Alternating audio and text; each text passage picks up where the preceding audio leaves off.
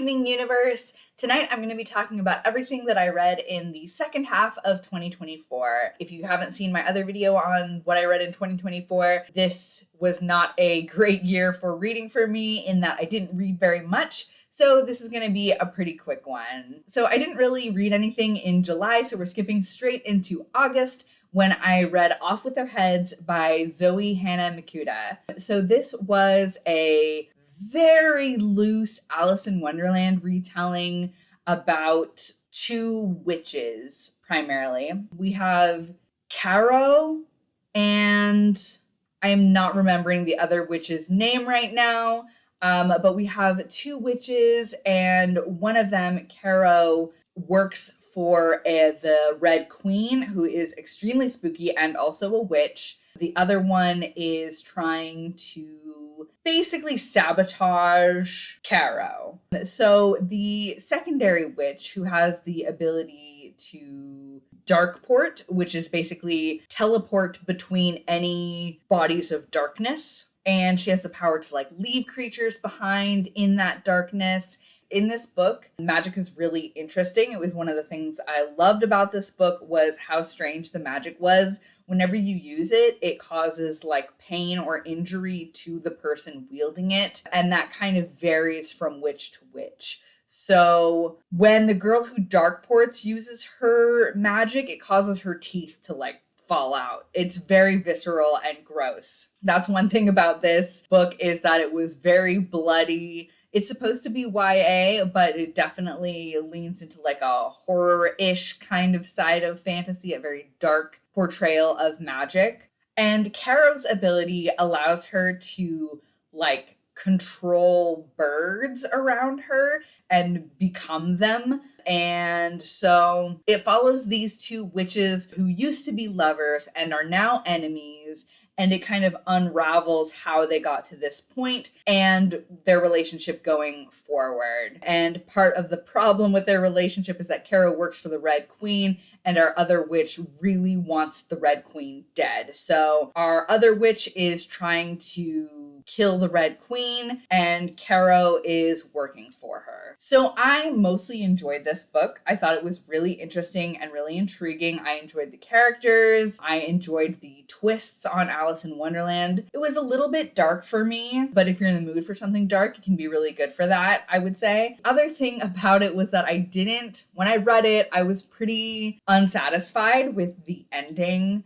However, I like it more now in retrospect, looking back at the ending. But at the time, I didn't love it. It didn't feel really complete. But I thought it was a good time most of the way through if you can be on board with darkness and you like a really kind of darker version of magic. That was all I read in August. So next up we have September. In September, I read House of Roots and Ruin by Erin Craig. This is a YA story. It is fantasy with some horror elements. So I had a really difficult time with this book in that I really loved most of it.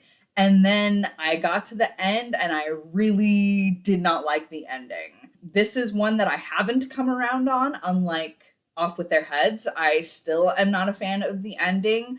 But basically what this book is about is a young, sheltered, I think she's a princess. I don't remember a lot about this book, but she's an artist. She gets commissioned by a wealthy family and a family of other nobles. I think it might be a prince, some sort of nobility. She is sent for to do his portrait. And so she goes to his house, which is very spooky and overgrown. It's very green, very nature horror adjacent. And a lot of strange things are happening in this house.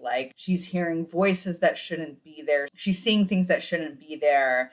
The hallways don't match up correctly. She's am I just getting lost, or are the hallways changing? And so I really enjoyed all of that. I thought it was really fun. I thought the writing was great. There's a twist at the end, at the very end, and I really didn't like the twist because to me it didn't really make sense with the rest of the book. And it felt like it was a twist just to be twisty. It didn't feel like it was really like built up to nicely. I know that this book is going to have a sequel, which will be really interesting. I'm not sure if I'm going to read it or not, just because I was so frustrated by the ending, but I really liked the rest of the book. The horror vibes, the fantasy vibes, I thought those were all done really well. So I may pick up the sequel just to see if it ends in a way that is a little bit more satisfying than the way that it currently ends. But for the moment, I was very frustrated with the ending of this book, and I was left with a lot of questions. So I didn't read anything during October. And then in November, I started the month out by reading Spectacular by Stephanie Garber. And Spectacular is basically a holiday novella. It's basically Christmas. It's supposed to be like a holiday novella, but the holiday is definitely modeled after Christmas. And it takes place in the world of Caraval. It takes place after Caraval and follows mostly Donatella, a little bit of Scarlet. But I thought it was fun, just a fun little holiday time. I really love Christmassy things. Christmas is my favorite holiday, so I was happy to read a winter holiday story. It was definitely heavy on the fluff and romance. So if you're not in the mood for that, this definitely wouldn't be a good book for you. It's basically just an excuse for romantic time. So the stakes are not high, and it's mostly just a fun revisit of the world.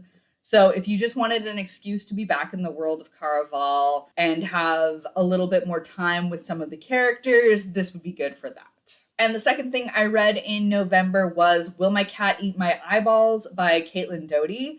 And she is a mortician. And so this is basically a book of questions about the death industry and various things that happen after people die.